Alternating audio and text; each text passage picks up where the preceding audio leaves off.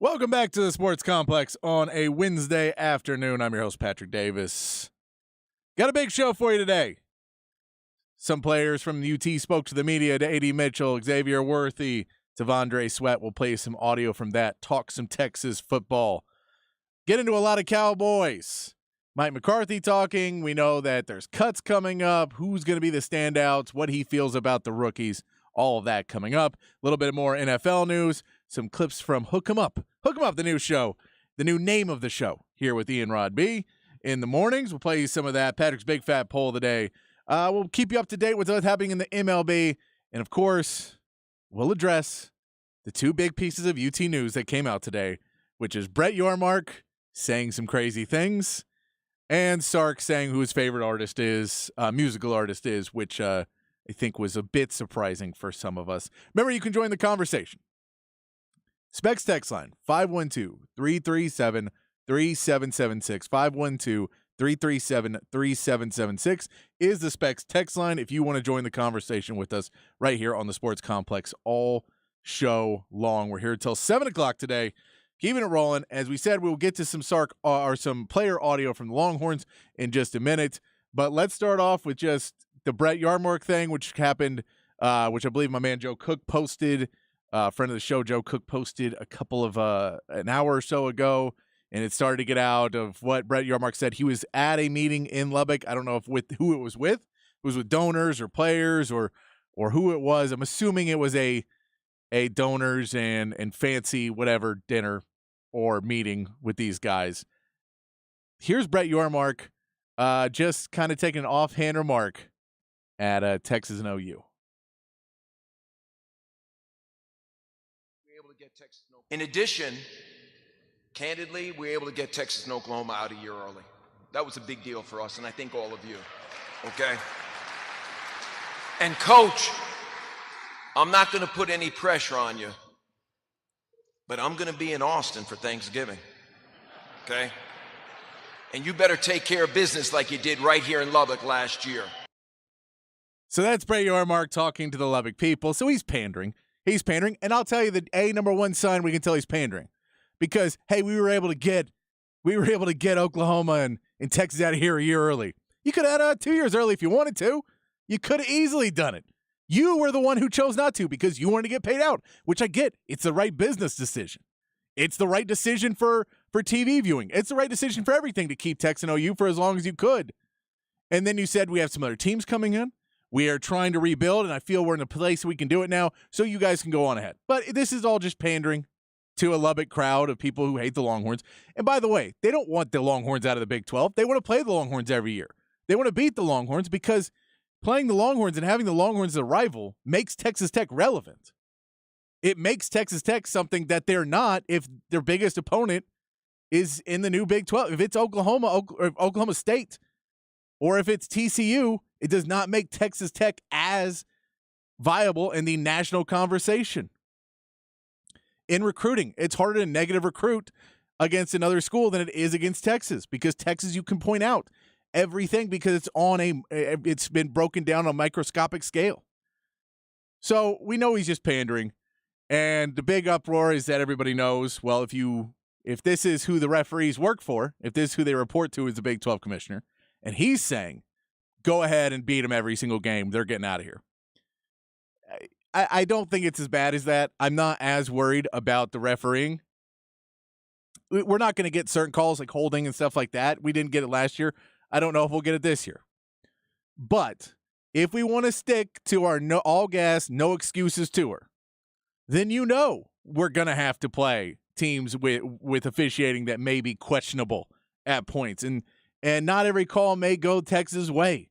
And in a close game, things may end up a little screwy sometimes in your eyes. In my eyes, whoever's eyes. But this is a all gas, no excuses. And that means for fans too.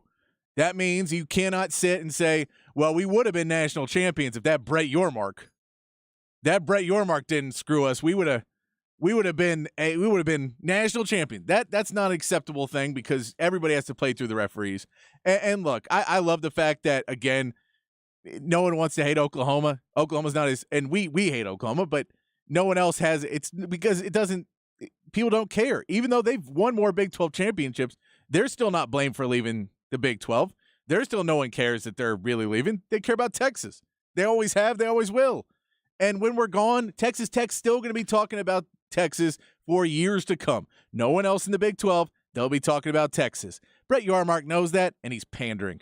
So, if the refereeing starts to get real bad, then yes, we can discuss it then. But right now, it's just it's a thing to come out and say, and it shows you where Brett Yormark is in the Big 12. If you're having to pander in Lubbock, I'm glad we're not in that conference. I'm glad we're moving out of the conference that is pandering in Lubbock.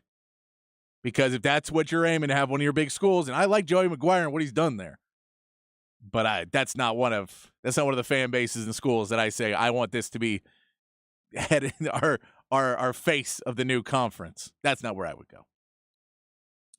Another quick note before we get too far into it. They did release a list. So I pull it up here on my phone. The Athletic Network put out a list of the Big 12 coaches' favorite musical artists. And Texas wins. See, Starks wins hands down. It's Tupac, wins hand down. Hands down, Tupac is the best name. But there's one that's close, and there's one that's right with it, what I'll say is just as good. And we look, Iowa State, Matt Campbell, Van Halen. I love Van Halen. So I'll give you credit for that. A couple Dave Matthews bands, come on, guys. But Oklahoma State, Mike Gundy's favorite artist is Prince. Did he learn this in one of the classes he had to take because he said something stupid? Is that where Mike Gundy learned about Prince? It doesn't seem right, does it? If you said Mike Gundy and you were picking out what artist to play for Mike Gundy, and you put on Prince and watched him do the whitest dancing you've ever seen, because that's all I can imagine, with a mullet, you would never expect that he would not be the one saying Zach Bryan or George Strait or one of those guys. Props to Sark, and I know that I worked a Longhorn Weekly, I think his first year in Texas. And one of the fan questions to Sark was, what's the best concert you've seen? I don't know if it was seen last year or 5 years or recently or what I was phrased, but what was one of the best concerts you've ever seen? And his response was Coldplay. And it made a lot of us take a step back. And I know some people say Coldplay puts on a great show, but Coldplay was not the band that I would say I want my head football coach to say is the best concert he's seen. So this gives me more hope that Sark has grown up in the program and he feels comfortable saying, no, Tupac's my favorite. I don't go see many concerts because I'm more into the hip hop. And so I'm for it. I'm very much for it. Let's get to some player audio. And we're going to try and get through as much as we can throughout the show. We're going to start off, and I'm going to start this off. I have called this man A.D. Mitchell since he's transferred. It's very easy to say. But when asked today about what he likes to be called, let's start off so I can properly refer to him for the rest of the show and then try and do it for the rest of the season. But for all the fans who, look, I want to consider us fans, you want to make it as close as you can. This is what he says he wants on TV, which I assume TV transfers to radio. I'm not in a personal relationship with him.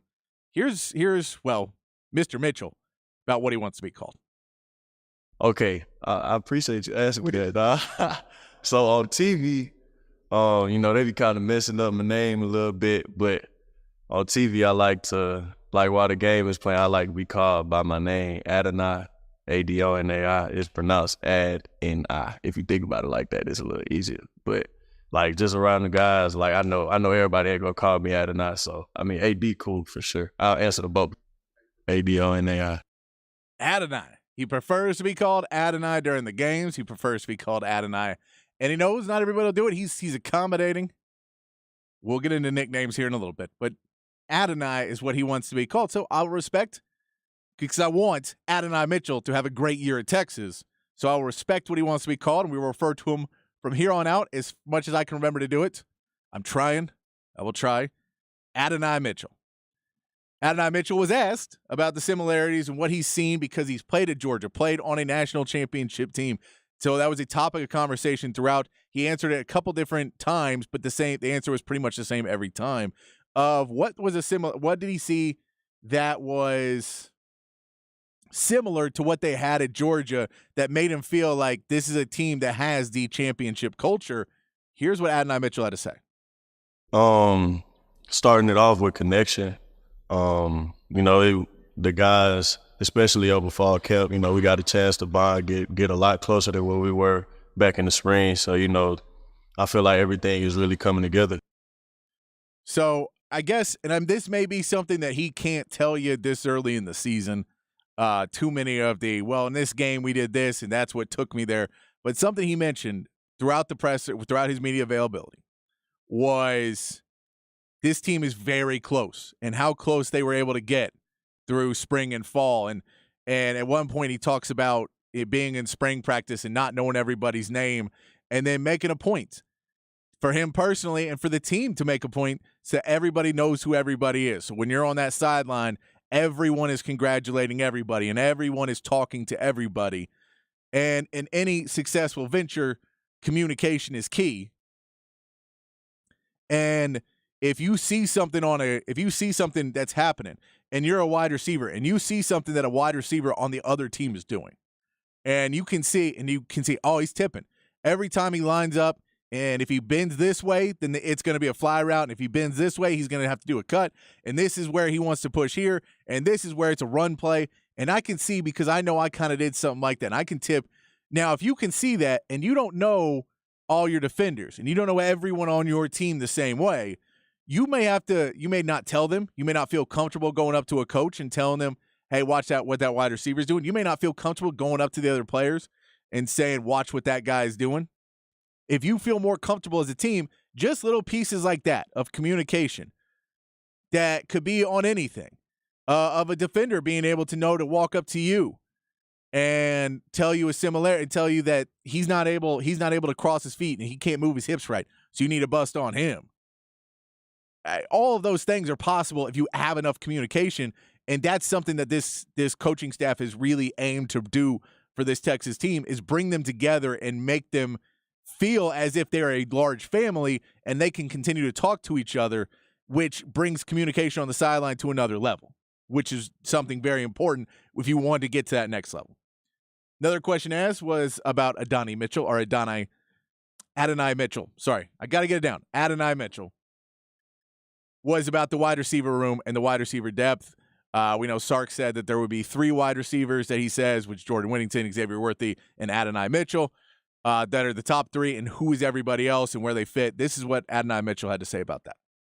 I'm not gonna lie, we have a very talented room. We all compete to make each other better. It's not just one guy or 2 guys. We all collectively put in the work, and we collectively wanna, we gonna do something. And this is shared. We'll play Xavier Worthy in a minute talking about the same thing, but that this wide receiver room is pushing each other, that they're all going, and we can tell from scrimmages and practices, there is 3 top guys that Xavier Worthy is playing, and here's Adonai Mitchell talking about Xavier Worthy to get that point. Oh, that boy different.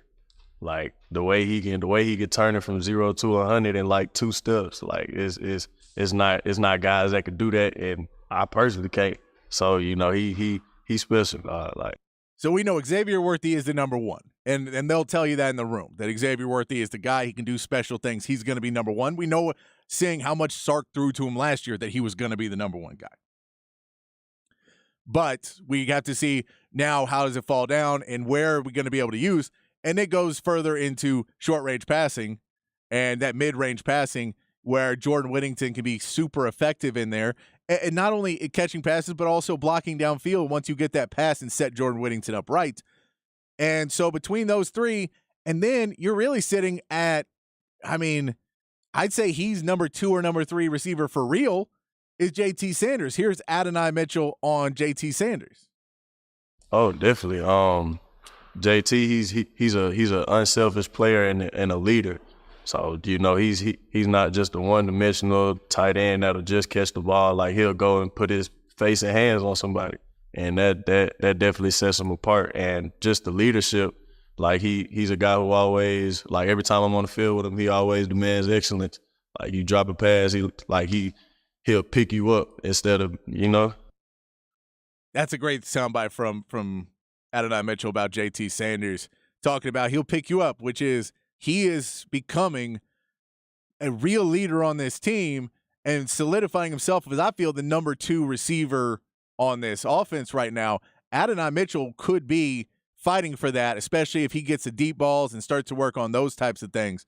He could get in that role as well. But JT Sanders, what he can do, and in that mid-range passing that is going to be so vital to opening up, because we know Sark will throw it deep. We know he's got the playbook to throw it deep. We know he has the wide receivers now to throw it deep.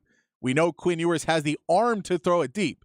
Now, if he can make the reads, if his footwork is there, if he's gotten the chemistry down with the wide receivers, that's yet to be seen. But then we know the arm is there for Quinn Ewers to put it deep. All of the deep ingredients are already in the pot. So now you say, well, can you get the run game going? Can Cedric Baxter and can Jonathan Brooks, can they get the run game going enough to push linemen towards the top? You have the deep game that can push everybody back and open up that space in the middle. That's where Texas is going to be aiming to go and needs to be aiming to go. I can't say whether they will be or not, but that's where he needs to aim to go. Because if Texas can get into the point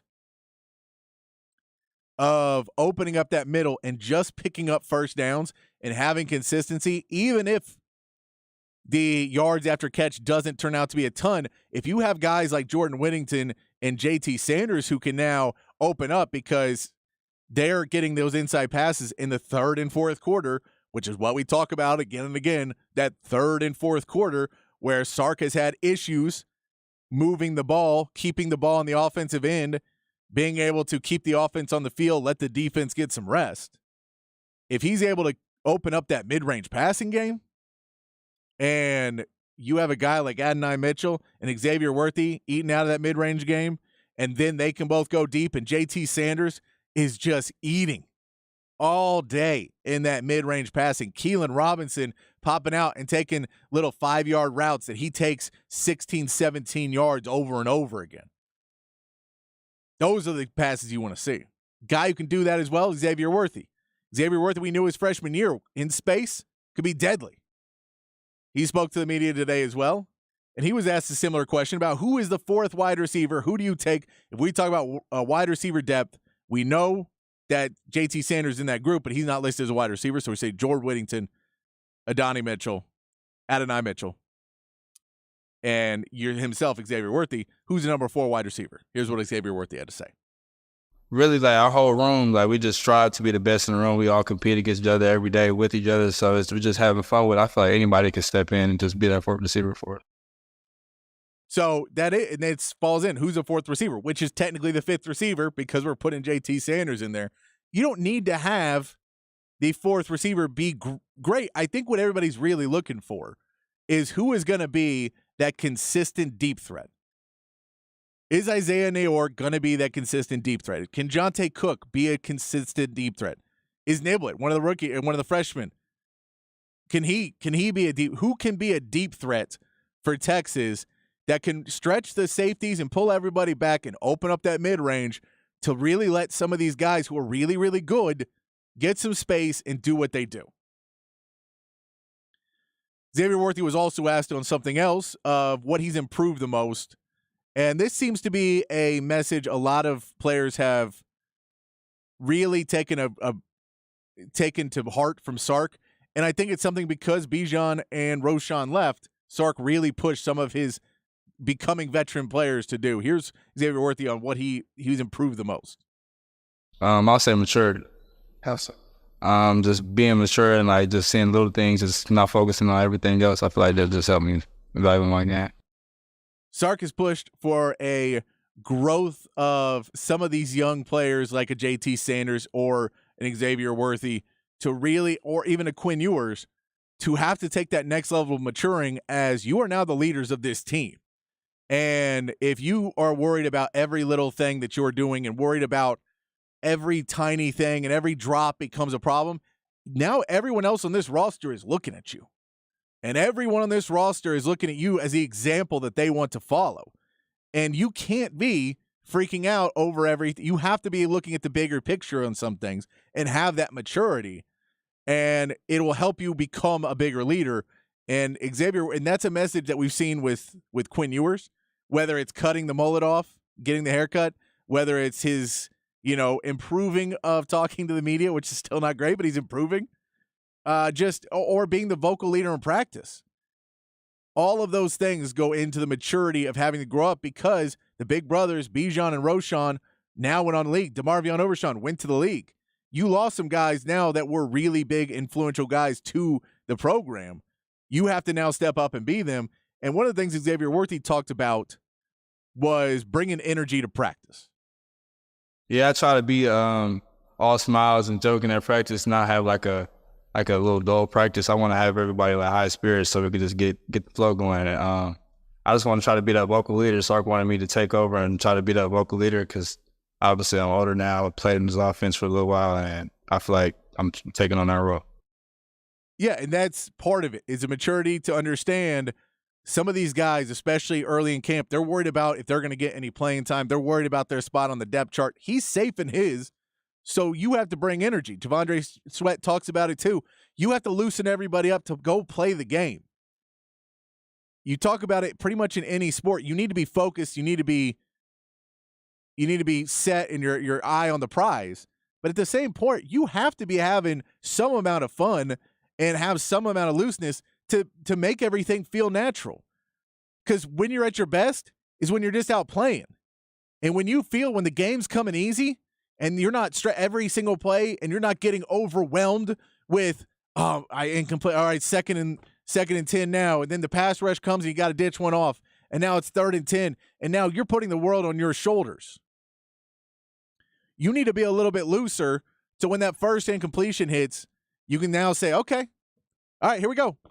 All right, this one I'm feeling good. Okay, I know. And when that pass rush comes through, you're checked down immediately because you're feeling it. And you immediately look. You don't go through your progression because you see the blitz, you see your guy, and you ditch the ball off because you're feeling it. And you're just feeling good and you're in the moment. That's what some guys that are trying to be leaders like Xavier Worthy are doing right now. One of the other things Xavier Worthy talked about was contested catches, which is for a guy his size, something you very much have to focus on. Is he knows, and he even says it in this clip, which we'll play, is, I can run on the ball. Of course I can do that. The thing is being smaller. How can I go out and how he's worked on the contested catches? This is something as you get into year 3 of an offense or year 3 of a defense or year 3 of having the same coaches and being able to grow with your team, you're able to work on certain pieces. Here's Xavier Worthy talking about a piece of his game that he would like to add on. I feel like that's a kind of like one of the big focuses for me because I'm like a smaller receiver. I feel like running under the catch is not that big of a problem for me. I feel like it's the contested catches, so I feel like I worked on that a lot. What are some of the things you did to try to calm down? I'm getting hit with a bag while catching the ball, a lot of jump balls, over the shoulders and stuff like that. So working on it, doing different drills, really getting used to it. And you're not going to be able to get into it fully until you get into the games because until you get hit, it's very hard to do any of it. But these are a lot of things Xavier Worthy's working on. We're going to move on for a second. I'm going to get back. We still have T'Vondre Sweat sound. We have a couple pieces from him as well that I want to get to. So we'll get to a little bit more audio from the players coming up later in the show. We're going to keep it on Texas, though, as we get the Big Fat Poll of the Day. Patrick's Big Fat Poll of the Day on the Horn. Patrick's Big Fat Poll of the Day today. I got a clip from T'Vondre Sweat right here to set us up for what the Big Fat Poll of the Day is. No, I don't go by Big Lunch. Who told y'all Big Lunch? Dax told us that. Coburn? Nah, I don't go by Big Lunch. Go by Loaf. Okay. Loaf. Talking meat or bread? Meatloaf. Or loaf. Yes, sir. There we go.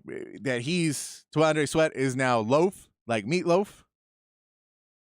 He mentions that Trill Carter is Trail Mix. There's some good nicknames on this Texas team. Of course, you got the natural like X-Man. What's the best nickname in the Longhorns this year? That is a Big Fat Poll today. I want you to tell me. We need to get them. If we don't have nicknames, we can make some up. But who are the best nicknames on Texas this year that we can start getting pumped up for some of these players just because they got good nicknames? We know the D-line's always got some good nicknames. What's the best nickname on the Longhorns this year? Text us in 512-337-3776. 512-337-3776. What is the best nickname on the Longhorns this year? I don't know if it's Devondre Sweat with Loaf. I like Trail Mix for Trill Carter. What do you got for us? Text us in. Let us know. We'll put that up on social media at the end of the day for what is the best nickname on the Longhorns this season that we are just looking forward to calling as many times. And we know now, don't say A.D. Mitchell. Add an I. Add an I. That's what he says. He says add an I. So that's what we're going to be saying for him. We're trying to say it, just so I can remember it. What's the best nickname on the Longhorns this year? 512-337-3776 is the Specs text line. We're going to take a break. When we come back, we're going to talk a little NFL. We're going to play a clip about the Ian Roby talking about the Cowboys. We will do all of that coming up right here on the Sports Complex, 1019 AM 1260, hornfm.com, in the Horn app.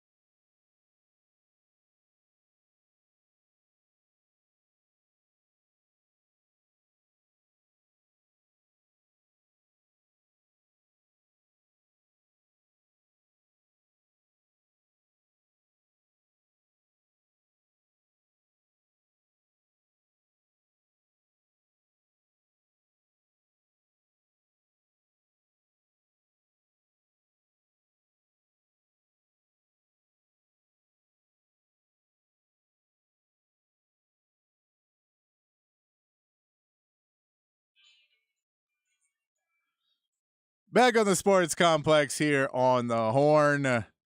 Playing waiting songs. It's the theme of the week, all week long, just waiting for football.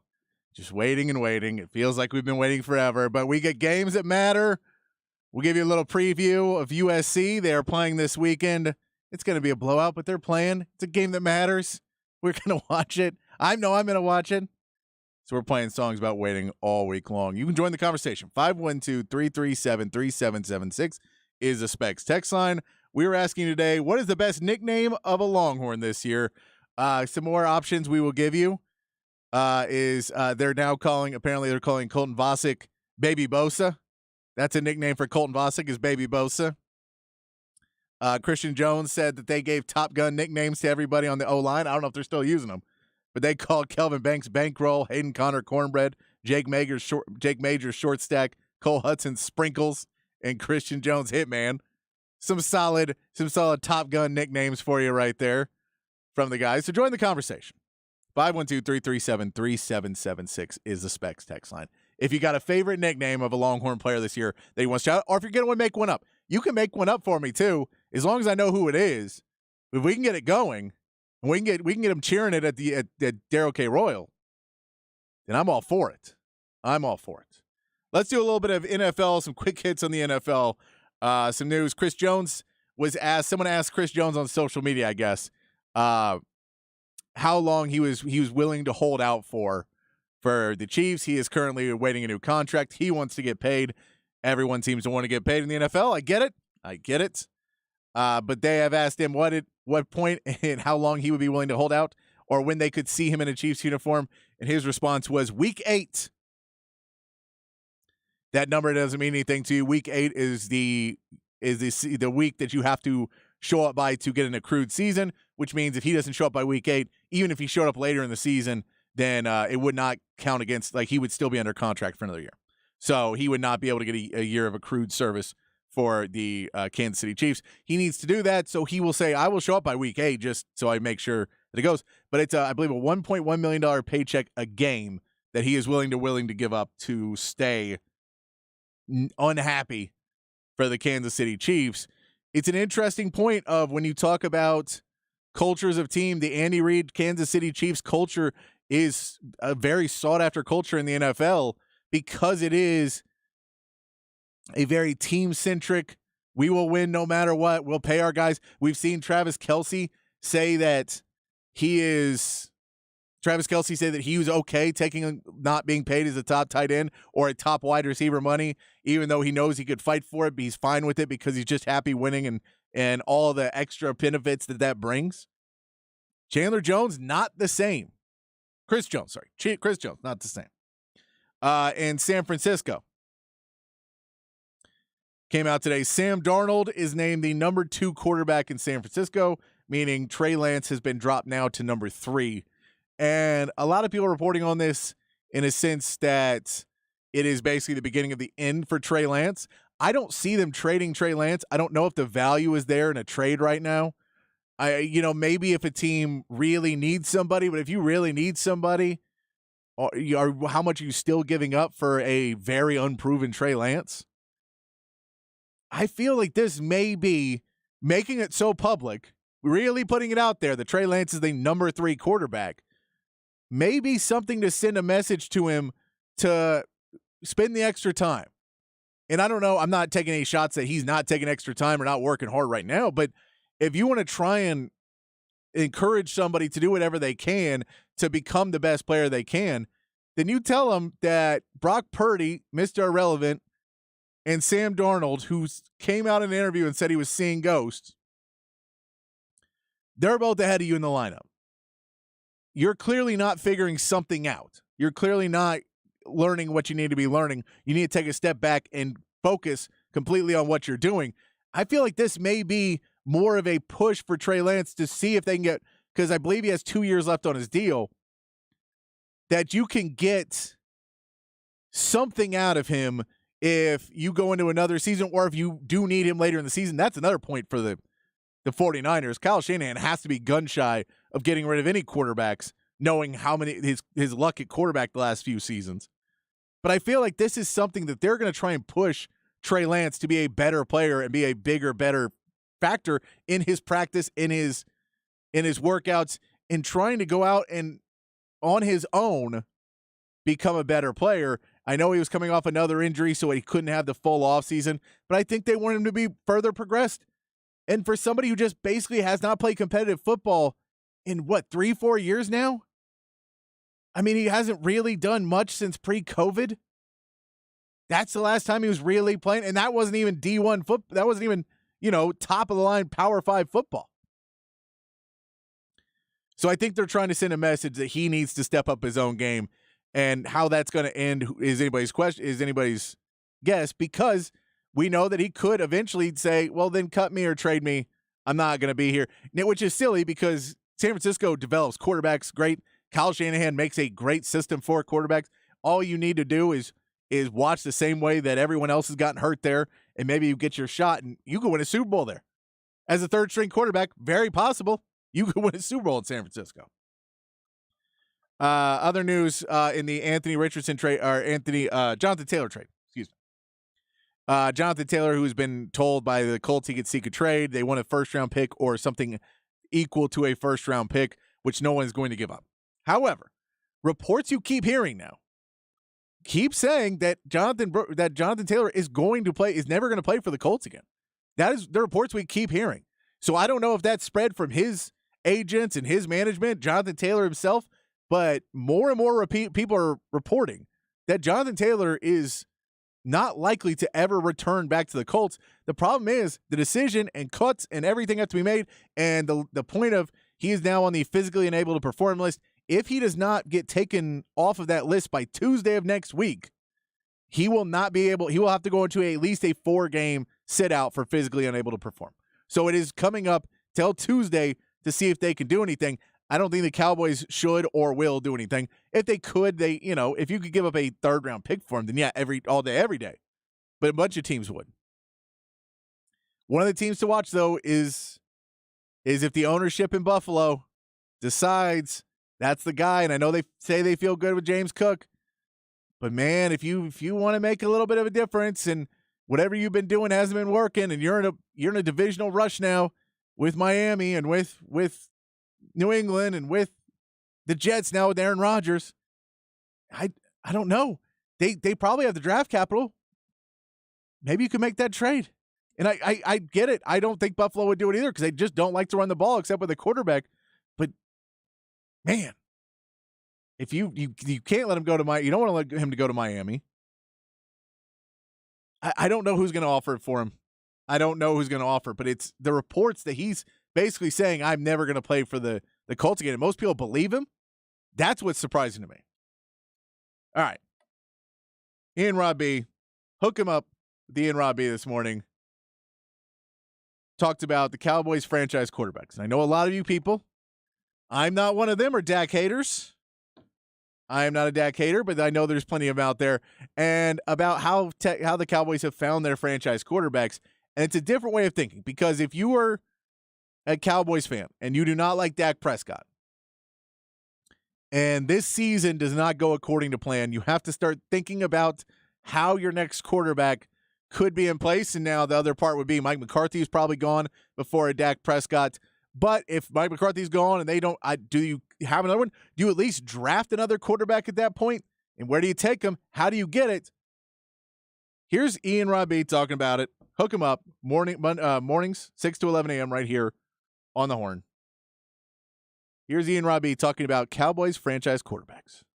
Let's talk about the Cowboys, because I've noticed something on social media, and I even noticed it, years ago with Dallas Cowboys fans when it comes to their quarterback. Whether you're talking about Romo before Dak, or obviously Dak right now. Cowboys fans are hard on their quarterbacks. Have we actually talked about who Cowboys fans have been more critical of, Dak or Romo? Do you think the Cowboys fans were more critical of Romo or Dak? Because they were really critical of both. They've been really critical of both. The Cowboys fans, I would say even half Cowboys fans have not liked either of their last two starting quarterbacks.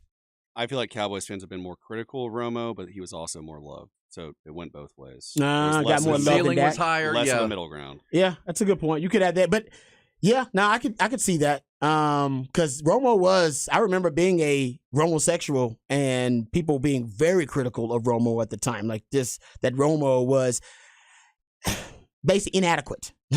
Was an inadequate starting quarterback in the NFL. And the point I want to get to is that the Cowboys have really kind of put their fans in this position. And I'll kind of break down, where I'm coming from. I believe the Cowboys, because of their bad organizational habits, and one of their bad organizational habits is they don't draft a lot of quarterbacks. They just have not throughout the years. They just don't operate like that. Since 1999, they are tied for the fewest quarterbacks drafted in the NFL since 99. They don't draft a lot because they've actually been really lucky, considering that that essentially kind of general manager malpractice, in my opinion, by drafting so few quarterbacks over that 2 decade plus time span. And because of that, they have almost lucked and Forrest Gumped and stumbled their way into starting quarterbacks and franchise quarterbacks. And most franchises would probably be in a worse place right now if they had approached the quarterback position so irresponsibly like the Cowboys have. But the Cowboys, in my opinion, are the luckiest team in the NFL the last 2 decades plus when it comes to the quarterback position. They just have been really lucky. Think about it. They had an undrafted free agent become a franchise quarterback. That's happened how many times? Twice in the modern NFL. Maybe Kurt Warner and Warren Moon. It just doesn't happen very often. An undrafted free agent becoming a franchise quarterback. Starting quarterback, yes, but not a franchise quarterback where you're building and constructing the whole organization around, face of your team. And then you go look at Dak, and Dak was a happy accident. Well, they didn't expect Dak to be a starting quarterback. They drafted him in the 4th round. He ended up being behind Kellen Moore. Tony Romo gets hurt because he's fragile. He gets hurt, and then Kellen Moore gets hurt, and then the happy accident. He's Viagra, right? They thought it would be a heart medication. Turns out it also helps erectile dysfunction. You know what? It works better for erectile dysfunction. Let's go with that. That's Dak. They didn't expect him to be, the franchise quarterback, but he was doing pretty well in 2016. They decided, let's go with Dak. And, it's fine. I think they actually have found themselves a franchise quarterback. So I'm not a Dak hater, and I'm not a Romo hater. I actually like both of those guys. I'm just kind of getting at to the root and the genesis of the vitriol that some Cowboys have for Romo and or for Dak. There's a great Chris Rock bit. Second Chris Rock reference on the show today. Great Chris Rock bit. And you guys might remember this. He's talking about, and I don't agree with the Chris Rock bit, so ladies, don't get mad at me. But he's talking about why women in relationships and in marriages complain a lot. And one of his takes is that your woman is complaining a lot. She's always unhappy, and she's always frustrated, and she's always criticizing you because you're not her first choice. Simple. Right? You weren't her first choice. She had some other guy that, she messed that up, and she's probably thinking about him, and you were the guy she settled on, and that's why she's always complaining about you. That's Cowboys fans. I believe Cowboys fans believe they settled on Dak and settled on Romo. They never had the prince that was promised because the Cowboys never draft a prince that was promised. Last one was Troy Aikman. Right? They don't draft quarterbacks really high so that the fans can, the quarterbacks can ingratiate themselves to the fan base, and then you have the projections, and then you'll have the predictions about when's this guy gonna ascend to being the franchise quarterback. You haven't really had that timeline with Cowboys fans. They're almost kind of shocked and awed by, this guy ends up being our quarterback. And I think some Cowboys fans believe they settled on Dak and they settled on Romo. That they never went out of their way as a franchise to prioritize quarterback and go draft or acquire what they believe is the best quarterback possible. And there, maybe there is some, there could be some credence to that argument that the Cowboys, their organizational habits, one of them being that they don't draft enough quarterbacks, has really had a psychological effect on the fan base. In a sense, it's gaslit the fan base a little bit about the quarterback position. Well, and around them, the Philadelphia Eagles drafted Jalen Hurts in the 2nd round when they already had Carson Wentz. Yes, exactly. You got like you can take a quarterback if you have a quarterback that maybe has a ceiling. Nick Foles. Nick Foles. They drafted Nick Foles. Right. You can actually draft a quarterback who may actually be better. Yeah, it's Which just I think is what pragmatic Cowboys fans would say. Like Romo was a miracle. miracle, and he developed into a great player. But was he the best you could do? I mean, because people would I've been on the radio the entire time that this was going on. Both these quarterbacks in the fair. Well, if you're going to get rid of Romo, who are you going to get? Well, you can draft people along the way because they might get better. You might find the one. Same time, you're right. To go back all the way to Troy Aikman was the first pick of the draft, and the can't-miss quarterback. That is the last time they've drafted a quarterback that high, without a doubt. Without a doubt. They just don't draft them high. And they don't draft a lot. Well, and who was in charge? That was Jimmy Johnson. And then Parcells is Romo. And Parcells had and was Sean Payton, right. That kind of thing. Yeah, but that still wasn't Jerry Jones necessarily. Well, because Parcells, when he got there, brought Vinny Testaverde with him, and then he got Drew Bledsoe to try to man the ship, and then Romo emerged out of that and became, because I think Romo's probably more loved than Dak because Romo played on some really bad teams. Romo kind of carried some really not very talented Cowboys teams. I could see that. If you remember.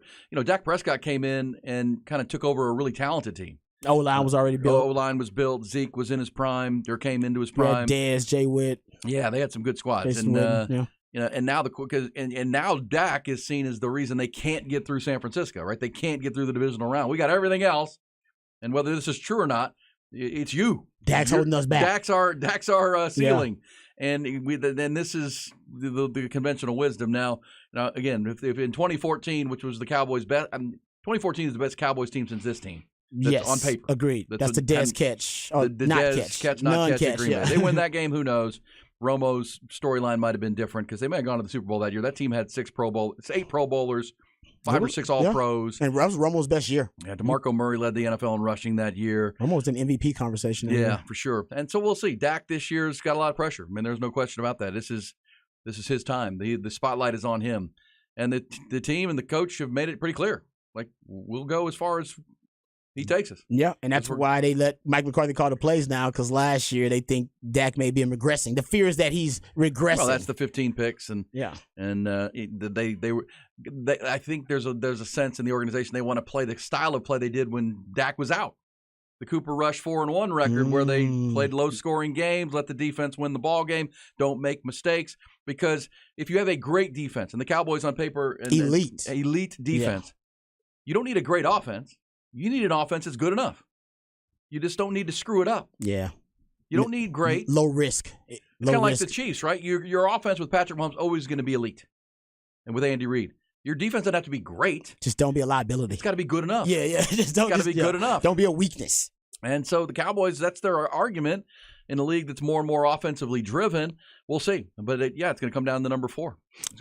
Last stat here before we close out the conversation. The Cowboys, I'm sorry, Cowboys fans, for this stat. I know it's going to put you in a bad mood. Cowboys are the only franchise with 2 quarterbacks to play in 3 or more divisional round games without winning 1. Ouch.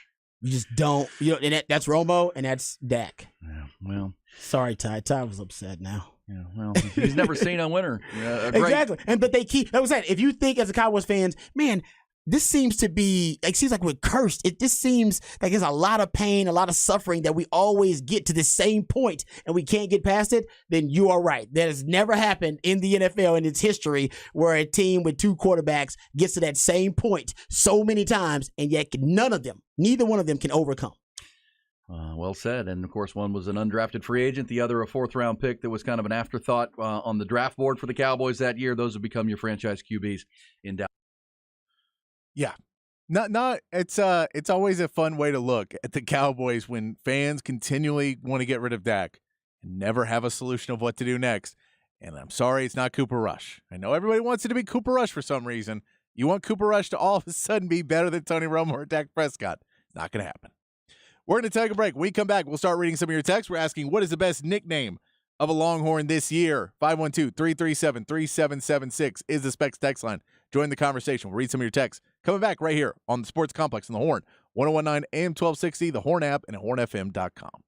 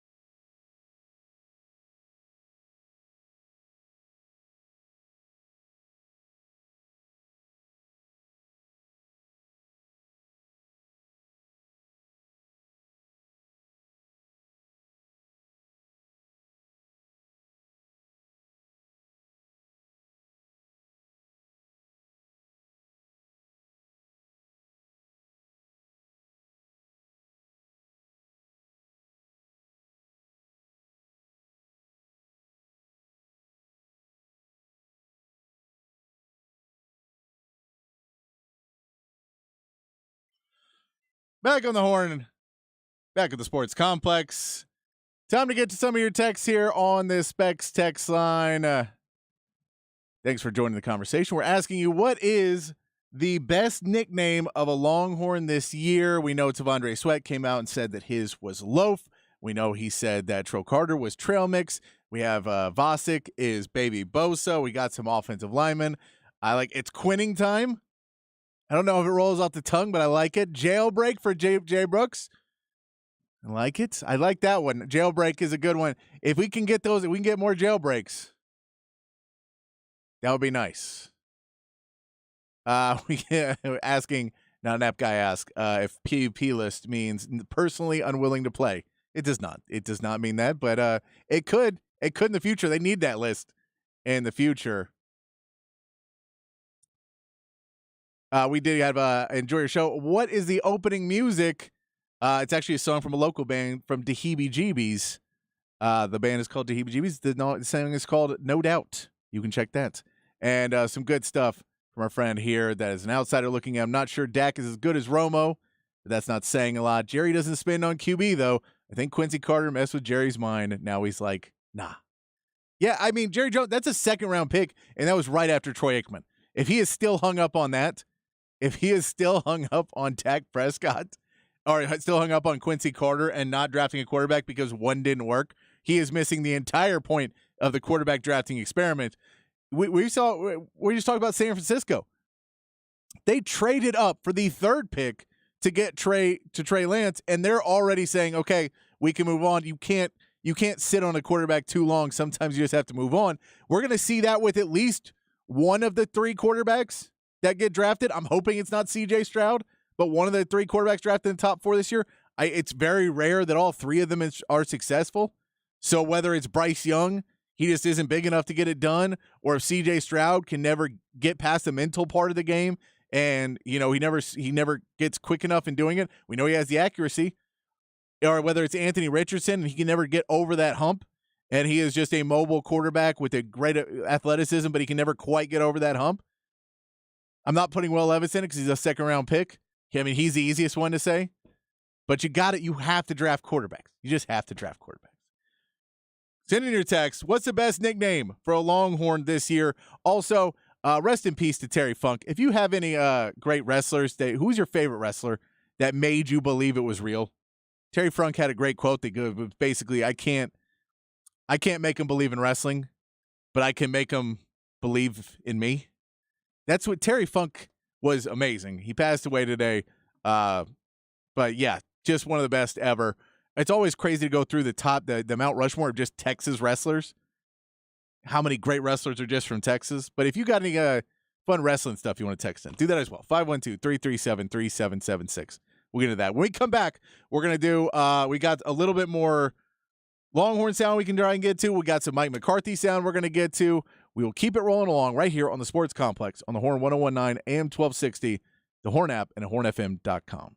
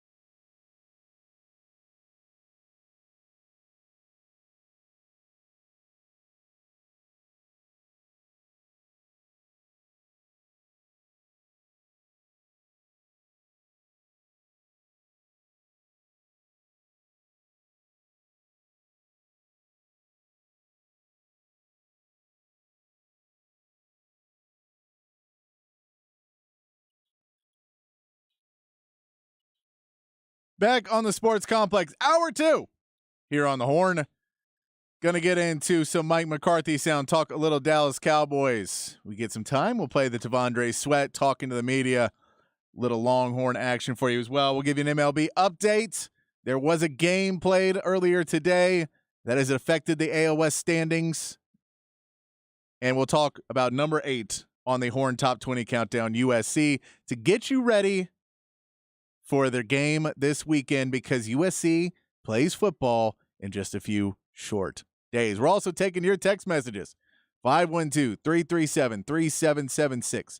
512-337-3776 is the Specs text line and how you can join the conversation. Already got some good texts about Terry Funk, Junkyard Dog in there. I've been telling you, if you ever watch wrestling, was there the guy that they were like, oh no, I wouldn't wrestle him. Most of me go, okay, I could work it. Like Hulk Hogan never scared me. And I know even when he was a face or better, but was there ever that guy like Terry Funk could actually scare you? Because Terry Funk scared actual wrestlers because he would light a branding iron on fire and chase people around the ring with it. So there was some actual craziness to Terry Funk, or you may just know him from Roadhouse. You may just know him as one of the goons from Roadhouse. He was also in that. But you can join the conversation. 512-337-3776. Also asking, what is the best nickname on the Longhorns this year? Because T'Vondre Sweat was talking about some nicknames on the D-line. Let's get into some Mike McCarthy sound, though. First, we're going to talk a little bit about the Cowboys as we get ready moving forward in preseason as he spoke to the media yesterday or today. I'm not sure which day it was. I got this audio this morning. Mike McCarthy, though, was asked about Deuce Vaughn, his role as he is stepped into being he had that week 1 that was amazing. Week 2 is not as great, but people still feel there's a way. He's talked about him in different personnel groups. There's the talk about him in the KaVontae Turpin, Deuce Vaughn, little guy lineup, which I love, which look, we know if we're going to call it a package, it has to be the short package, the small package. It's a small package, which is the best nickname, the small package. But I think that if we can get a lineup, it's interesting with those two guys, though, because it is just two guys that are very elusive and great in space. And it's hard to wrap up both of them. If you do try and overcompensate for the two of them, does it leave a CeeDee Lamb or a Brandon Cooks or even a Ferguson or somebody like that wide open and then go get 20 yards? So that's an interesting lineup. Here's Mike McCarthy talking about Deuce Vaughn's role as the preseason rolls on. I mean, exactly how we want to use our players, including Deuce. I mean, that's really what this week will give us. But I tell you, I mean, he's done a really nice job. Really just operating in the flow of the installs. It isn't like we had a separate game plan for him against Jacksonville or Seattle. So, and we'll take the same approach once we get to the end of the week, as far as how we're going to play the Raiders. But no, I think he's done an outstanding job. And it's just like anything, and it's a part of the beauty of these preseason games. You give these young guys an opportunity, you see what they do, and he's obviously played very big with his opportunities. That's Mike McCarthy on Deuce Vaughn. Playing big in his opportunities. He didn't as well as big week 2 in preseason. We'll see what he does in week 3.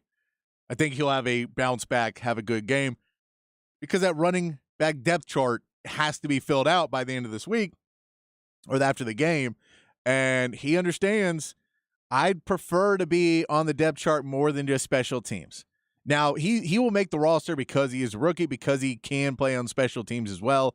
He'll probably be a punt returner or a kick returner along with KaVontae Turpin taking those roles. So he'll make the roster most likely, and because people want to see him in certain packages, the small package with him and KaVontae Turpin, people want to see that. So I think he'll make the rosters at least early on in the season.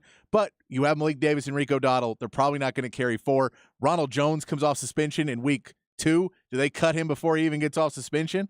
Or does he come in and knock somebody else off? Even though, we'll see if he plays. So it's to see Deuce Vaughn. And can he be the number 2? Does Deuce Vaughn basically earn himself a position on this team to get 5 to 10 carries or possession or balls put in his hands, 5 to 10? Does he get 5 to 10 a game, or is he an under 5 guy? I know this is not another short joke, but is he an under 5, where they kind of run out a couple plays for him? He gets in on, he's only in on 5 to 10 plays in a game. That'll be the question for Deuce Vaughn. Mike McCarthy also talked about Luke Schoonmaker and what his progress has been, even with Ferguson kind of setting himself apart as the number one tight end in Dallas. There is still questions where you would like to have other tight ends step up to the role because you're going to need for pass blocking. We know that Tony Pollard is not the best pass blocker. We know that Malik Davis and Rico Dowdle are not great in pass pro. They're a little bit better, but the pass pro on them is different because if you're not really running the ball with Rico Dowdle or Malik Davis, their pass pro is going to suffer because guys are going to come right at them knowing they're in there. You can't run play action as well, and Dak Prescott loves play action. So you'd like to have some other running backs in there, even if it is a Deuce Vaughn who can't pass pro exactly the way you'd prefer, or a Tony Pollard who is probably going to go out on more routes. You may want to run another tight end out there. And so Luke Schoonmaker is important as someone that is blocking as much as anything else he can do on the field. Here's Mike McCarthy on Luke Schoonmaker.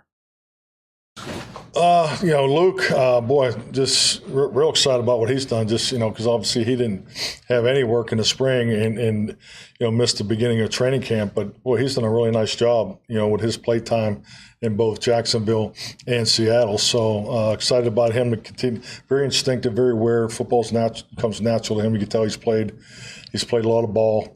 He's played multiple positions, been in a pro system. So he has a really good feel for the game. So he just, he just like everybody, we can't get enough work in the pass pro and the run blocking part of it, just, because you just don't have as many reps as we all would need. But those are the little things that he needs. But I think he's done an excellent job for, the limited number of opportunities he's had. So that seems more of, I don't know how much Luke Schoonmaker is going to play on this in this early season. He's done well. As a blocking tight end, I could see him getting a little bit more reps as somebody to come in, but I'm not sure he is going to be used too much as a receiver. One of the big pieces of preseason standouts, one of the bigger preseason standouts for the Dallas Cowboys has been Jalen Tolbert. A lot of people have seen him in camp, seen him in a couple practices, seen what he can do. Really feel that Jalen Tolbert has finally taken the step. We know he had injuries early on. He kind of got stuck where his rookie season he had roles that he was kind of shoved into some things that he wasn't necessarily ready to handle when they got rid of Amari Cooper, and they were expecting him to step right in his rookie season and be a top guy. His second season doesn't do as much. So Jalen Tolbert's progress is something that has been talked about a lot because they were expecting a lot out of him, but it has not always come through. Here's Mike McCarthy on Tolbert's progress and if he expected to see the leap that Tolbert had.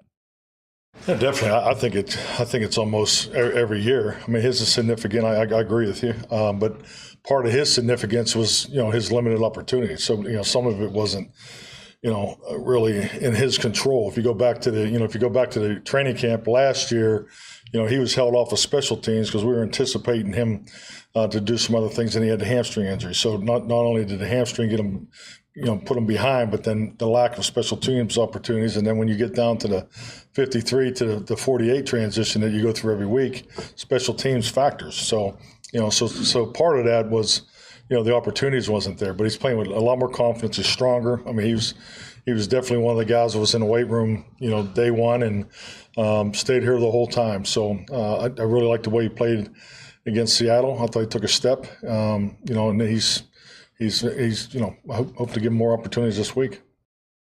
More opportunities for Jalen Tolbert. Can he step up? And in reality, for this wide receiver core, Brandon Cooks, what CeeDee Lamb can do. Outside of that, there isn't a Dalton Schultz, so we expect Ferguson to step up. Dak Prescott's raved about him. He hasn't played a lot in preseason, so you expect he's going to be part of that starter group. But who's at number 3? Michael Gallup was the guy who's supposed to be. He wasn't playing well last year. He wasn't playing even close to being a number 2 last year. So can Jalen Tolbert step over and become that number 3? And a bigger question, Brandon Cooks, free agency is looming. Do they move on and do the Amari Cooper thing again and say, well, we are going to play CeeDee Lamb. We're not going to keep 2 wide receivers where we don't care, and whether we're keeping Dak or not or whatever we're doing, we're not going to pay 2 wide receivers top money. So is Tolbert going to be able to step into that 2-3 role in a year and get there?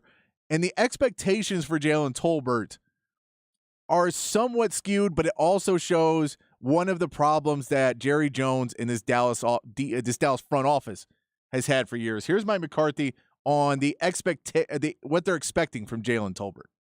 Well, we were counting on it. I mean, we were never down on JT, so this is not like, this is no surprise. I mean, I think it was, and I think you go back a little bit to your question earlier about the draft picks. Yes, I mean, when they come in the door, the expectation. So you do try to give them opportunities. Things happen. Things happen, and maybe it doesn't go as quickly as you'd like. So, I mean, I'm more satisfied for him because I know how much pressure he puts on himself and how important it is to him. And I go back to last year as a rookie. I mean, I had an opportunity to meet with JT in private meetings on a Sunday night, 2 back-to-back weeks, and so I've seen his playbook. I've seen the detail that he puts into this too. But but it's all part of the development. Everybody has a little different starting line. They all come in here with the same starting line. I think last year he was trying so hard to do it right by the letter of the law and by the way it was drawn and so forth. Now he's playing football. He's not just running the lines. He has full understanding, his instincts, awareness, and all that. And it's it's a credit to him, but it's a credit to all the extra time these guys play together. I can't tell you how proud I am of our players that have 5 weeks that were away from each other, how much time they spent together. That's huge. You can't be successful in the league without it. I mean, that's the nature of how you train a football team today. So, and he is front of the line. He hasn't missed a workout. So Jalen Tolbert, you see all the things that he's progressing properly. He's doing everything right. But you see on the back end of this, we're expecting Jalen Tolbert to be there. We're expecting that. We were expecting Michael Gallup to be the guy last year. We're expecting Michael Gallup to be the number 2. We're expecting Tony Pollard to be able to shoulder 35 carries a game. We're expecting Dak Prescott to improve once again. We're expecting all of those. And I think there's this thing in the front office of the Cowboys where Jerry Jones is such a good salesman and so good at selling the Kool-Aid to his own team that they sometimes get caught up in the fact that they should know better. And you can sell that to us. You can tell us Jalen Tolbert is supposed to be the guy, but you can't not have a backup plan at wide receiver for when Michael Gallup doesn't come back healthy. Like last season, you can't have a plan. You can't not have a plan if Dak Prescott doesn't turn it around this season. You can't not have a plan for certain things that are 50-50 shots in the NFL. And some of these other teams that are doing much better year to year and continuing at a higher level, they have contingency plans. They base things in reality, and they say, okay, what are the variables that we know are our best thing? And that is one thing Dallas is doing well. They realize the defense is where they've drafted well, they've built well, they have a really good coach in right now. So you keep Micah Parsons, you keep Trayvon Diggs, you add Stephon Gilmore, you build up that defense, you pay the guys Dan Quinn needs because we know this is a strength we have. We need to build on this. But the offensive side of the ball, the fact you don't have another running back because you are expecting Rico Dowdle and Malik Davis to take a step forward is just a bad way of running a football team when you saw how cheap some other running backs were. And I know you don't want to have the hard conversation with a guy like Rico Dowdle or Malik Davis who you like, but you signed Ronald Jones. You're going to have the awkward conversation that you signed him, and I don't think he's never going to wear the Cowboys helmet for more than a preseason game. And if he does, how bad will make Rico Dowdle and Malik Davis? And then this goes into the expecting things, but then you don't nurture.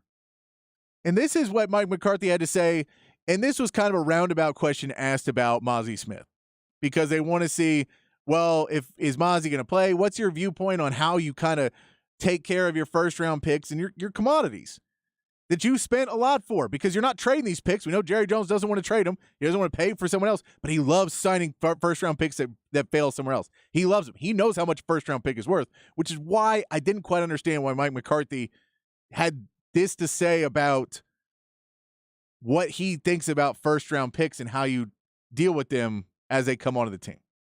Well, I think like everything in this league, I mean, you have to have – you got to have a program. Your program has resources. You have internal resources, external resources, and then you really got to understand each and every player. I mean, and how they're wired and what they need. And just like anything in life, there's a difference between need and wants. So I think we do a really good job of giving everybody what they want as far as the basics of how we operate. But yeah, I've always just believed being very practical. I understand, in this league, we all know the stress that goes with a first round pick and, versus a third round pick and so forth. But, to me, the draft selection's always just been the starting line, and that's all it really is. Because once they get going, the draft picks do get to stand in front of the line. They do maybe get the first opportunity, and you're going to give them more opportunities because of the financial investment you already have in them. I mean, that's common sense business, common sense practice in this league. But at the end of the day, we're playing the game of football, and the development of each individual is critical. But how they fit in with the group too. So don't really spend a whole lot of time on it, past the initial introduction phase, because, everybody's just trying to be better every day. And that's really the clarity of the expectation. So if you don't spend more time with your first round picks that you're putting all this investment into, that you have put something that you clearly value top picks in, that you feel is a better player than everyone else that you're taking that draft, you feel this guy is more potential, is either going to be better right away or have more potential, and you are not willing more than the introductory, hey, will you get an extra hat because you're a first-round pick? If you're not willing to spend the extra time and money with the people you believe can be game changers for you, then I don't think you're valuing the first-round pick the way you need to. I don't feel like you're valuing the guys who you need to value to build. Yes, you want everyone to progress, but I don't really care if the fifth-string wide receiver progresses at the same rate as I need my first-round pick. Because I need my first-round pick to be a starter for me for at least 4 or 5 years for that pick to matter. Whether that's signing a contract or whatever I can do, I need 4 or 5 years minimum out of a first-round pick starting at a high level for that pick to not be a bust. And you know what I need for the undrafted free agent? If he plays well, great. And if he doesn't, he doesn't. Now, you want to improve everybody. I agree with that. It's silly to say you only focus on one. But to have all the resources you have and then to say, well, we just kind of throw them in with everybody and we hope that they feel okay with that, even though they've been catered after since they were in high school and they were the best player in high school and they went to, they got recruited by everybody and then they went to college and people still want them and there's a transfer portal, so they're still being catered to and they're still being taught because you need them to win. And their whole life is built on this, and they respond well to positive criticism. They respond well to more positivity heaped on top of them. And then we throw them in a pile and we go, figure it out. I know you're 23 and he's 30 and you're fighting for the same spot, but I'm sure you'll help each other out and you'll be family. You have to help you out your first round picks. And I get you don't want to say, well, Mazi Smith, we thought he'd be a little bit more ready, but that's why we paid Hankins. So he's probably not going to see a ton of the field unless he improves during the season. You don't want to say that because you don't want to put him down. But it just everything Mike McCarthy says kind of goes into this middle ground, gray sludge of nothing. Well, we don't like to do this because whatever. Like, here's Mike McCarthy talking about why he doesn't play his veterans. Here's Mike McCarthy when he talked to media saying why I choose not to play my veterans in preseason. Well, I've lost players. I lost my starting left tackle in the family night scrimmage. So I know what that looks like back in 2012. So yeah. So it's really risk assessment. I mean, there's pros and cons of playing them. There's pros and cons of not playing them. There's pros and cons of practicing against another team. There's pros and cons of not. So I mean, just understanding how it all fits together. But I think the other part of it is, where are you as a team? What are you trying to get done? Do you have a veteran group you believe in? This is year 3 for a lot of our group. So we're further along clearly on defense than we've been. So I have great confidence in that part of it. Offensively, my only focal point from as I move forward is to get the starting offensive line together. Tomorrow's team practice will be the first time we'll have the 5 starters in a team period. So just staying in tune with that. But yeah, I think we're all product of our experiences, and I've seen it work both ways. But I think the risk assessment is, and maybe when you get older, you do get a little more conservative. I don't know that, but And I just think, common sense needs to prevail. But I think you got 32 teams, and not everybody does it exactly the same way. So that's really the answer to it. But I just always, where's my team at? Now, if we were just all brand new young, if I was back in 2006, 2007, we would play in all 3 games. We'd play 25 in the first game, play the first half in the second game, and played into the third quarter in the third game. So I've done that format, So, but this format works for us. Does it work for you, Mike? Yeah, I mean, you still haven't gone over. I'm not going to say it doesn't work. You win 12 games, whatever. But is it really saving you for the playoffs? Is that what's going to happen? That we're talking in August, and them not playing 2 series in August is going to make them perfectly healthy later in the season? That's nonsense. The reality is, you want to say these are veterans. They're not. Tony Pollard's not a veteran player. I know he's got his contract up, but the guy's never carried a team as a every down back. You want to say Dak Prescott's there, but we know Dak Prescott was throwing picks last year. He's got a new playbook, a new play caller. There's a lot of new things in this offense. You don't have a tight end that has played any reps at tight end for the Cowboys, have any chemistry. And you're going to do all this on the fly, hoping that if you kind of push back and you don't start your season till a little bit later on, then we'll get hot at the right time. Because that's all you're trying to do, is you're trying to figure out the way to be hot at the right time. But the reality is, you don't know how to get them hot, because the Cowboys are never really that they're not that hot of a team ever. They just play consistent, okay football, and then, guy gets hurt, and then they play okay, and then this guy gets hot over here, and he gets hot. But they're never a team that's really streaking. I don't remember the Cowboys at any point going, they're unbeatable right now. The defense gets there, but the offense doesn't. If Mike McCarthy just answered every single question with, well, it could work, it couldn't work, I don't know what I'm doing, and I'm just going to take a shot at it, and my analytics people told me this, so I'm going to go with it. If he said that, I believe him more. But if you keep saying, well, I would have done it this way, I did it before. When I won a Super Bowl, I played him. That's when I did it. But now I'm smarter. Now I'm smarter than when I won a Super Bowl.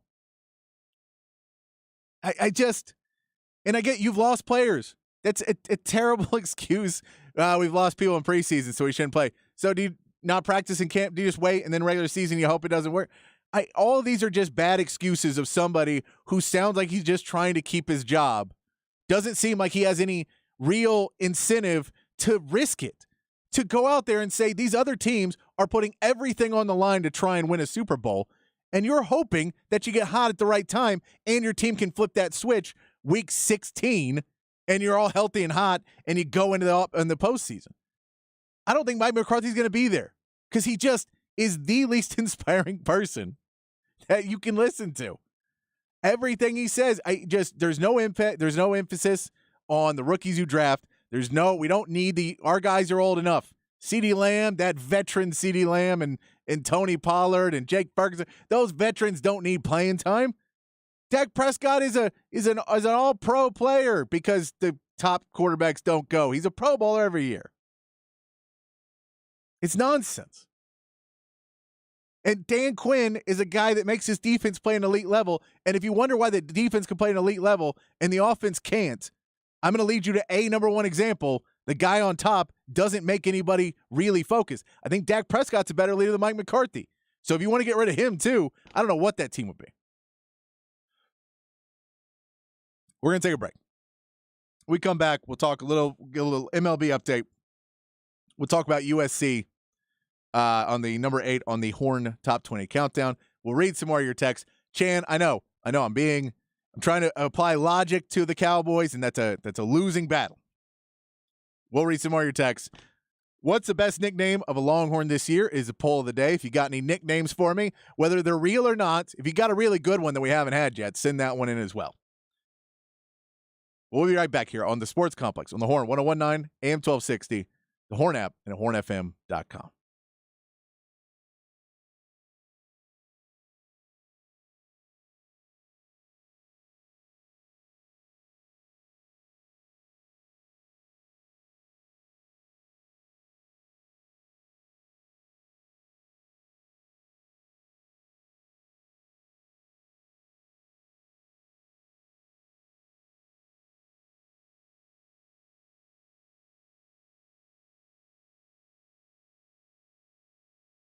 Patrick Davis here, Longhorn fans. I want to tell you again about some of the best Longhorn apparel you can find, and you can find it at the University of Texas Co-op. I've got a shirt now, and I love it.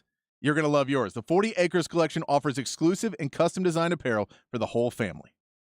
I'm a big guy. They got a size for me. Limited edition, on-trend, fashion performance, luxury apparel. It's wicking, SPF 50, easy care, and it's gear that gives back, so you can feel good about it. It's also made with, I believe, charcoal and glass and plastic bottles and bamboo, and it feels good.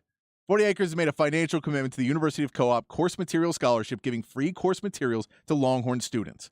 Every penny of profit from the Co-op goes directly to course material scholarships, and the Co-op thanks 40 Acres for expanding scholarships this academic year. So get on by the University of Texas Co-op. Get ready for that Rice game because you're going to be wearing your burnt orange all season long. They got some cool designs. You're going to look really cool. Get the new 2024 collection of 40 Acres apparel.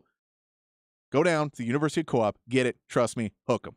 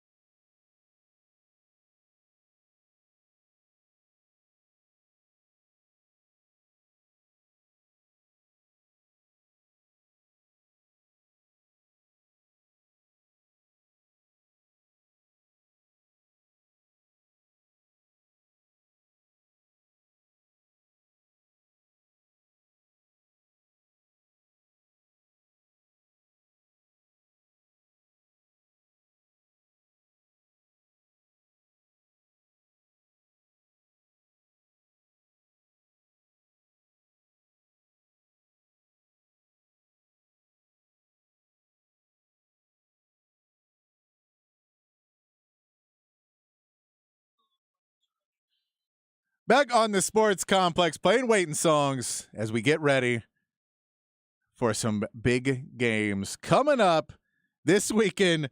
USC versus San Jose State. It's going to be on the Pac-12 network. So if you don't have it, you may have to end up at a bar, and we want you to sound smarter. If you end up at a bar this weekend just trying to watch some college football, you're watching USC, if you want to sound a little bit smarter about USC, here's Ian Rodby from the morning, 6 to 11 right here. Hook 'em up with Ian Rodby every weekday morning. Here's him talking about number 8 on the Horn Top 20 Countdown, USC. Hey, you know what it's time for? Some college football chatter. Let's dive in. It is number 8 in our countdown on our way to number 1.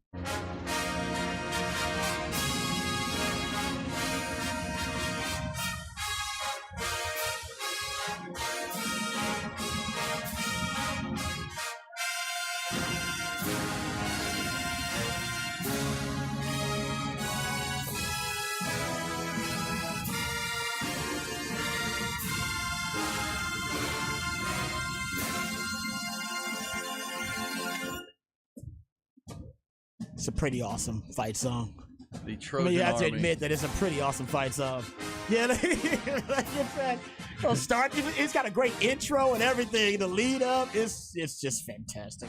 All right, USC, are they too low at 8? It might be higher. We had Pete Futak earlier in the week, and he's picking them to play in the college football playoff at the end of the year and be the winners of the Pac-12 conference. They've got to be better on defense, but they do have Caleb Williams, who's the best quarterback in the country, and some are saying the best prospect for the NFL in a generation. Yeah, it's been a long time. Gets Patrick Mahomes comparisons as for his ad-lib ability, his arm strength, his athleticism. The Longhorns ran into Caleb Williams when he was a freshman when Texas was beating the heck out of They Oklahoma. were up by. It was the greatest comeback, or it was the worst collapse. Not greatest comeback. Worst collapse in Texas football history. It was the greatest comeback for Oklahoma.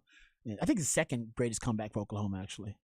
Yes, it was. It's their second greatest. Yeah. You know, there was a fourth down play when Caleb Williams, a true freshman, came on the field, and the Longhorns were going to blow Oklahoma off the field if they stop him on fourth down. Yep, and he runs a 60. Was it 63 Was it like yards? a QB sneak? Yeah, it was like a 4th and 1. And the Longhorns brought the blitz. 4th and 1. Yeah, and they brought and who was it? There was a safety that missed the I tackle think it in the was hole. Jaron. If I'm not Might have been mistaken, Jaron I think Thompson. it might have been Jaron A young Thompson. Jaron It was a Thompson. young Jaron Thompson. He juked him in the hole, and he was the safety, and so he there was the nobody last behind line him. of defense, and when he juked him, he was gone. I remember, And that I was, changed everything. I was in the press box, and I mean, if they stop him here, it's over. Because we sit next to a bunch of Oklahoma guys, and it's like, oh, they got him. I mean, he was stuffed. I want to say they were on like the Texas 30-something. You know what I mean? Yeah, Or they were like on they're on 30-something. Texas was already up big. They're on 30-something, and Texas could have got the ball back and basically would have at least got a field goal, probably a touchdown. That was the overtime loss, right? Yes. Oh. And Case again, and obviously Caleb Williams was unbelievable from that point on. Spencer Rattler never played again. Not at Oklahoma. Yeah, because Texas had gotten the lead because they had rattled Spencer Rattler before. PK's game plan was too good. Too good. If his game plan wasn't as good for Spencer Rattler would have stayed in the game. They'd have beat Oklahoma. His game plan was so damn effective, it made Spencer Rattler look discombobulated and lost. And then that's when Lincoln Riley said, man, we got to bench you. And then you put in Caleb Williams, who basically PK couldn't come up with a game plan for. There wasn't enough sample size of film for you to break down a game plan. So it was a brilliant strategy by Lincoln Riley that won him that game. Well, and remember, he, a lot of 50-50 balls he just threw up. And Marvin Mims and those guys made great catches.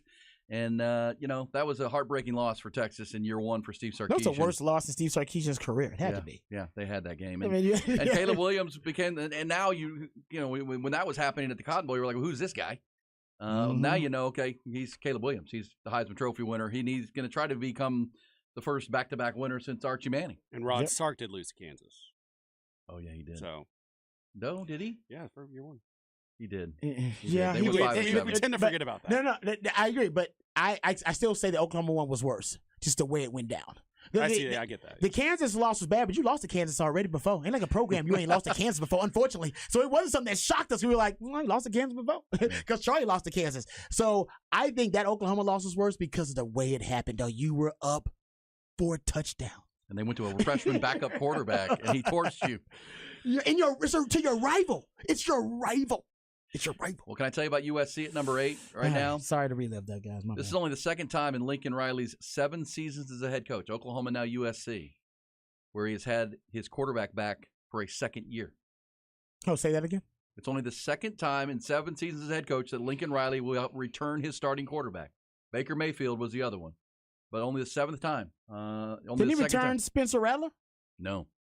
Remember, that was the year after Jalen Hurts. Okay. I thought Spencer Rattler started a year for him. No, it was Jalen Hurts came in, and then Spencer came in. This is what it says. It says it's only. I think Spencer Rattler. He played. Spencer Rattler played the year before. I think. Yeah, he started counting him as getting benched as he wasn't a returning starter.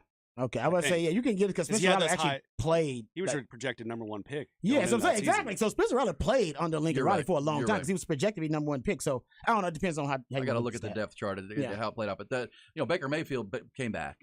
He was there a couple years for Spencer Rattler had 11 games he started in 2020. Okay, a COVID year. Yeah. How soon we forget. Soon we forget. Yeah. But yes, the Caleb Williams, the focal point of the offense, and the argument on defense, Rod, is the defensive transfers, including the Georgia defensive lineman Bear Alexander.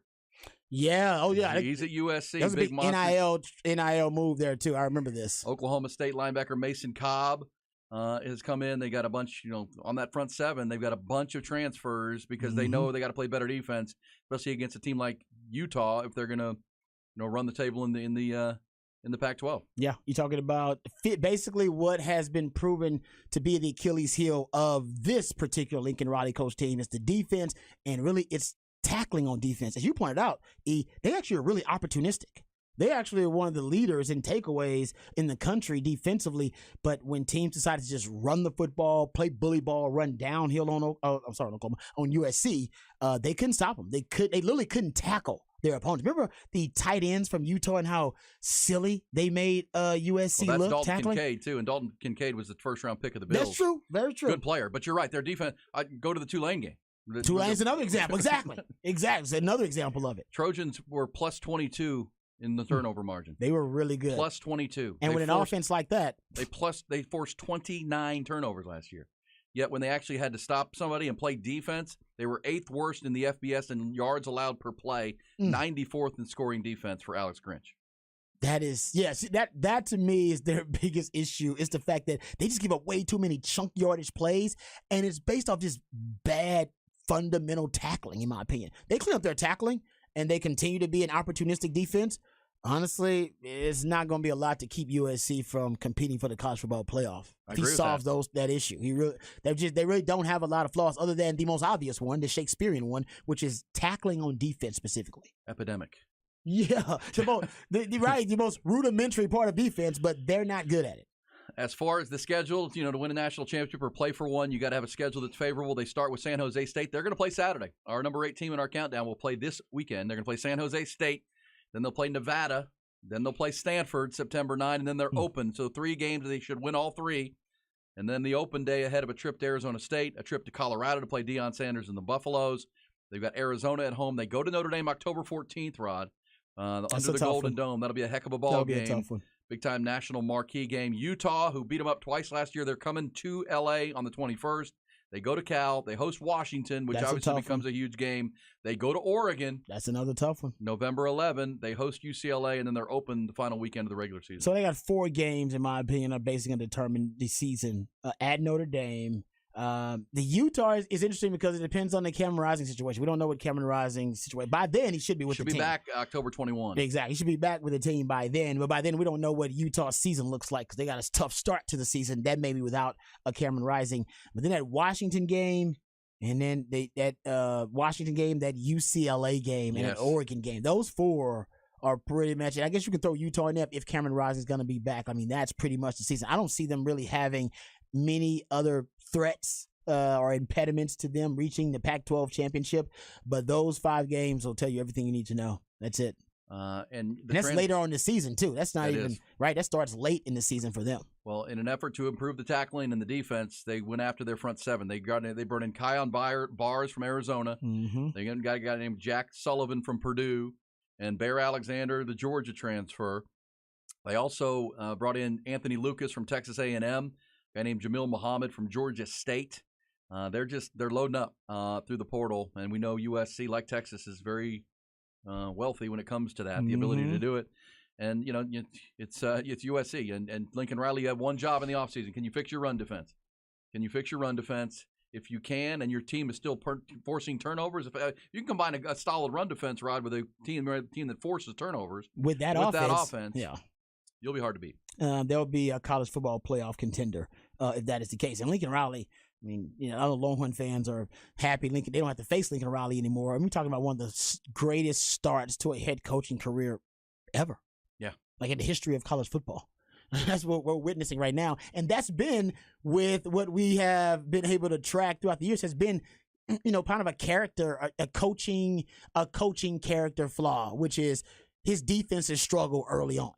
And then he has to fix the defense. He brings in a system that is quarterback friendly, and he may be the best quarterback whisperer, quarterback nurturer in all of college football, and throw into that also top 5 play caller, play designer in the game too. But everywhere that he's been, it seems like the defenses have deteriorated or they've struggled. So he's got to find a way to fix that. Did it at Oklahoma, at least to a certain extent, not to make them a college football playoff contender. So he didn't do it enough. Hopefully he's learned some lessons and now he can apply those at USC. Yeah, agreed. All right, they are certainly a contender, and we have them at 8. That might be a little bit too low for where they can be if all those transfers do, bring the defense back to where it can be. Again, he doesn't have to be great. Doesn't have to be great, Rod, because if you're going to get Patrick Mahomes comparisons, Patrick Mahomes doesn't need a great defense. He's got to have a good defense. Yep, just got to have a good defense. Just don't be weakness. You can't be 94th. Yeah, exactly. Just don't be a liability, and you should be fine. Yeah, you can't be last 8 in yards per play. You can't be that. Last year, you lost games because your defense was just poor. Oh, man. Porous. It really was. They couldn't tackle, which, hey, we've had the tackling epidemic on the Fort Acres before. And I think, and so I've I'm not pointing fingers. Seen some, for sure. And, there are those, Alex Grinch has said, look, we gave up a lot because we didn't have a lot of good players on defense. We had a lot of good players on offense, and that's why we were able to force the turnovers we did, because we were very aggressive. We knew we had to make up for the lack of talent by trying to force the issue. We couldn't line up and stop good teams. We had to try to take the ball from them, and that leaves you exposed. I mean, that gives you got to take risks to take the ball away. And you take risks. This year, they feel like they can be more fundamentally sound, play good defense, and let Caleb Williams. What are the odds for Caleb Williams to go back-to-back? Hasn't happened as a Heisman Trophy winner since Archie Griffin in the early 70s. He's the only one, right? Yes, only time it's ever happened. Yeah, the odds, honestly, right now, the competition and there's going to be somebody that comes out of nowhere. Always is. Somebody that we just don't anticipate being a Heisman finalist. But you got Drake May, who's in that conversation right now, along with Caleb Williams. And that's pretty much it. I mean, we don't have early season. There's not a lot of Heisman hype. Caleb Williams is right now plus 500. Yep. Which would be back-to-back. Jaden Daniels, quarterback from LSU. Plus 900. Quinn Ewers. I throw Quinn in there. Quinn Ewers is plus 1,000. Florida State quarterback Jordan Travis is plus 1,200. Bo Nix is plus 1,200. Drake May, Sam Hartman, Michael Penix, Cade Klubnik. Yeah. All quarterbacks. It's all quarterback list. Yeah. I'll ask the Horn audience here on Ian Rod B. Since he left Oklahoma, spurned the Sooners. Mm-hmm. Do Texas fans like Lincoln Riley? No, they don't like him. They don't like him? No. They don't like him because he doesn't know how to cook brisket. He does not know how to cook brisket. That's why they don't like him. He's from Muleshoe, Texas. What proud West Texan doesn't know how to cook a brisket? He doesn't. Didn't his parents go to Texas too? Yeah. He had family that went to UT. I mean, do you feel a little bit better about him because he screwed the Sooners? I guess so. But I'm just glad we don't have to face him anymore. Honestly, yeah, no, that's true. I got so much respect for him, and he's, like I said, one of the greatest starts to a coaching career in college football history. I'm just glad Texas ain't got to face him. Let me ask you this: as a defensive and a football theorist that you are, and a devout studier of the game, what is it that Lincoln Riley does that makes it so difficult to stop?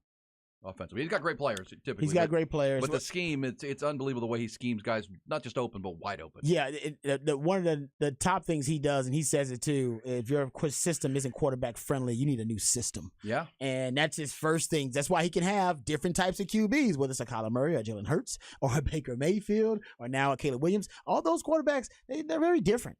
In their approaches. And honestly, the only one that hasn't really worked out for him was Spencer Rattler, one of the guys he kind of handpicked. But I think that's number one. It's an extremely friendly quarterback system, very compatible with the skill set of his QBs. And honestly, he's one of the air raid.